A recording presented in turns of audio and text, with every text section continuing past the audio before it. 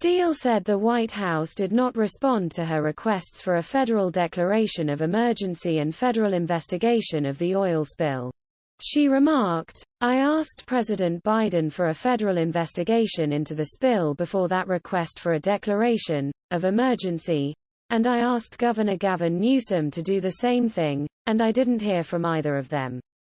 And then, I asked President Biden for a federal investigation into this spill, and I shared this letter with the entire California delegation. Not one Democrat." He didn't respond. "We actually checked with the White House's liaison office. They got the letter, and they got the request, but we never got any response from them and his office." In a letter to Biden signed by Reps.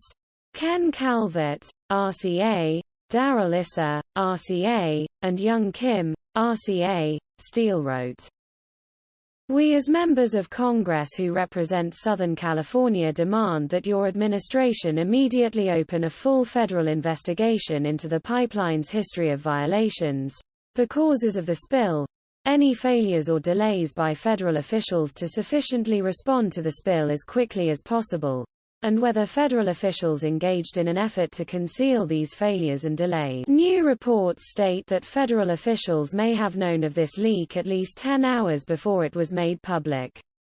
This is concerning as prompt detection of a pipeline failure is essential to minimizing impacts to the community and our local ecosystems.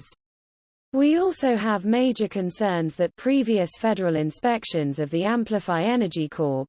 Beta offshore oil operation failed to identify incidents of negligence that possibly led to the spill.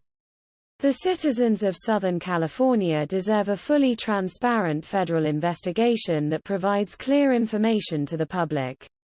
This includes investigating the responsible party's response to this tragic spill and the role the federal government to promptly respond. Stephen D. Brown, a professor of marine transportation, speculated that the ongoing cargo ship buildup off the California coastline may have contributed to the oil spill by causing ships to anchor near underwater pipelines.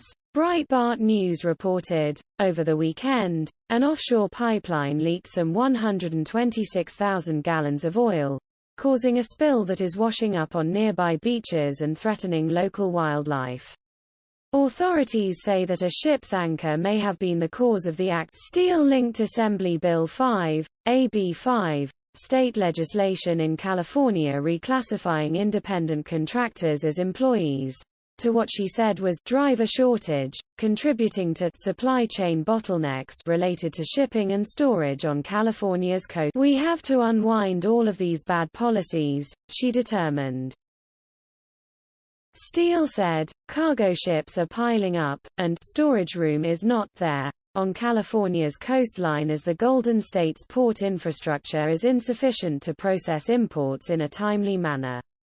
She warned of an ongoing risk of more oil spills due to ships anchoring near pipelines because of delays in access to ports. Steele concluded by calling for the National Oceanic Atmospheric Administration, NOAA, to review the accuracy of its pipeline maps ships use to avoid damage to underwater oil infrastructure by anchors. Pollak invited Steele to contact Secretary of Transportation Pete Buttigieg.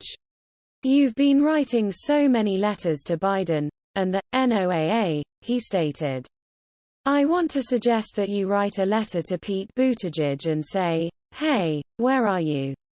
You're the Secretary of Transportation. We need port facilities that work more than we need high-speed rail.